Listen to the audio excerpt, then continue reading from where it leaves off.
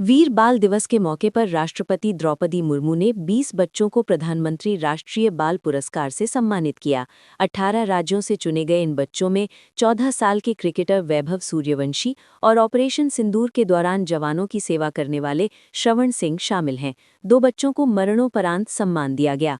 पहलगाम और दिल्ली में हुए आतंकी हमलों से सबक लेते हुए आतंकवाद के उभरते खतरों से निपटने के लिए आज से 2 दिवसीय राष्ट्रीय सम्मेलन शुरू हो रहा है। सम्मेलन में अगली पीढ़ी की सुरक्षा तैयारियों और रणनीतियों पर मंथन होगा। गृह एवं सहकारिता मंत्री अमित शाह सम्मेलन का उद्घाटन करेंगे। वरिष्ठ कांग्रेस नेता सैम पित्रोदा ने दावा किया है कि राहुल गांधी के विदेश दौरों के दौरान भारतीय दूतावास के अधिकारी उनकी निगरानी करते हैं। उन्होंने कहा कि होटल, मीटिंग और एयरपोर्ट पर नजर रखी जाती है और कई बार विदेशी नेताओं से मिलने से भी रोका जाता है। हालांकि सबूत होने की बात उन्होंने नहीं कही।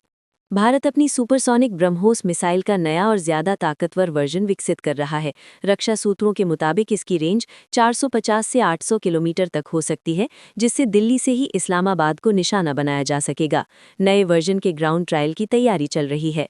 अमेरिका ने नाइजीरिया में आतंकी संगठन आईसिस के ठिकानों पर एयर स्ट्राइक की है। राष्ट्रपति डोनाल्ड ट्रंप ने दावा किया कि ये आतंकी ईसाइयों की हत्या कर रहे थे। ट्रंप ने कहा कि अमेरिका कट्टर इस्लामी आतंकवाद को पनपने नहीं देगा और ऑपरेशन में कई आतंकियों को मार गिराया गया। दुनिया भर में क्रिसमस का त्योहार धूमधाम से मनाया गया। बेथलेहम में 2 साल बाद सार्वजनिक रूप से जश्न मनाया गया। वेटिकन सिटी में पोप लियो ने पहली बार क्रिसमस प्रार्थना कराई। अमेरिका में ट्रंप और मेलानिया ने बच्चों के साथ सैंटा क्लॉज को कॉल कर उन्हें शुभकामनाएं दीं। क्लासिफाइड दस्तावेजों से खुलासा हुआ है कि रूस के राष्ट्रपति व्लादिमीर पुतिन ने 2001 में अमेरिका के राष्ट्रपति जॉर्ज बुश को पाकिस्तान के परमाणु हथियारों को लेकर आगाह किया था। पुतिन ने पाकिस्तान को सैन्य शासन बताया और आशंका जताई थी कि न्यूक्लियर तकनीक गलत हाथों में जा सकती है। बांग्लादेश में अशांत हालात और घने कोहरे के चलते भारत बांग्लादेश सीमा पर सुरक्षा कड़ी कर दी गई है। पश्चिम बंगाल के कूच बिहार जिले में 549 किलोमीटर लंबी सीमा पर बीएसएफ ने हाई अलर्ट जारी किया है। नाइट विजन कैमरों, वॉच टावरों और बढ़ी पेट्रोलिंग से निगरानी तेज की गई है। दिल्ली मुंबई एक्सप्रेस वे पर एक अज्ञात वाहन की टक्कर से कार खाई में गिर गई, जिसमें गुजरात के 2 लोगों की मौत हो गई। हादसा बौली थाना क्षेत्र में हुआ। मृतकों की पहचान कमल गोहिल और तेजस्वी सोलंकी के रूप में हुई है। पुलिस ने परिजनों को सूचना देकर जांच शुरू कर दी है। राजस्थान में आगामी पंचायती राज और स्थानीय निकाय चुनावों में शैक्षणिक योग्यता अनिवार्य करने की तैयारी है। प्रस्ताव के अनुसार सरपंच पद के लिए 10वीं पास और पार्षद के लिए 10वीं या 12वीं पास होना जरूरी होगा। पंचायती राज एवं स्थानीय निकाय विभाग ने इस संबंध में प्रस्ताव तैयार कर लिए हैं। महाराष्ट्र निकाय चुनाव से पहले सियासी समीकरण बदलते दिख रहे हैं। पुणे में अजित पवार और शरद पवार की एनसीपी के बीच गठबंधन की संभावनाएं बढ़ी हैं। वहीं ठाकरे बंधुओं के संभावित गठबंधन को लेकर कांग्रेस भी सहमत नजर आ रही है। सभी दलों ने गठबंधन के विकल्प खुले रखे हैं। केंद्रीय मंत्री एचडी कुमारस्वामी ने कहा है कि प्रधानमंत्री नरेंद्र मोदी के नेतृत्व में भारत तेजी से आगे बढ़ रहा है और दुनिया की तीसरी सबसे बड़ी अर्थव्यवस्था बनने की ओर है। उन्होंने कर्नाटक की कांग्रेस सरकार पर निशाना साधते हुए कहा कि राज्य में विकास और शासन व्यवस्था लगातार कमजोर होती जा रही है। बिहार की राजनीति से जुड़ी बड़ी खबर में राबड़ी आवास से सामान शिफ्ट होना शुरू हो गया है। आधी रात को गाड़ियों के जरिए पौधे और अन्य सामान हटाया गया। लालू प्रसाद यादव दिल्ली में है और तेजस्वी यादव भी पटना से बाहर हैं। हालांकि आरजेडी ने आधिकारिक पुष्टि नहीं की है। जयपुर के चौमू इलाके में मस्जिद के बाहर रेलिंग हटाने को लेकर 2 समुदायों के बीच हिंसा भड़क गई।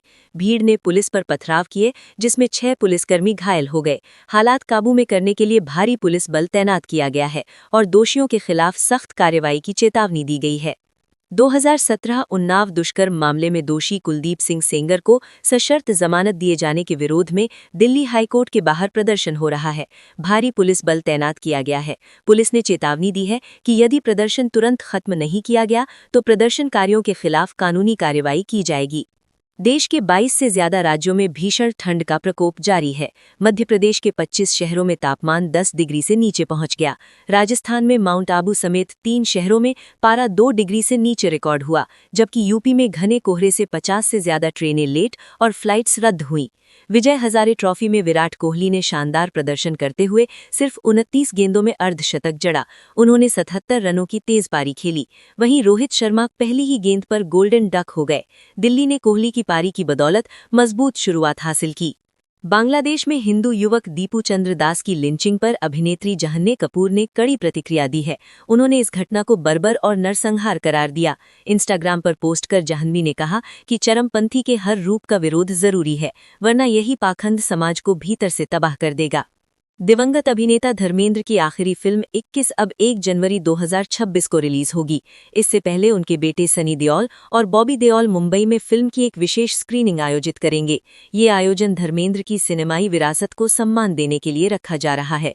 फिल्मकार प्रकाश झा ने कहा है कि सिनेमा का असली काम समाज से संवाद करना है, न कि डर के साए में फिल्में बनाना। उन्होंने बताया कि वे राजनीति, जनादेश और आश्रम के नए सीजन की तैयारी में जुटे हैं। झा के मुताबिक सिनेमा के जरिए सवाल उठाना और सच्चाई दिखाना जरूरी है।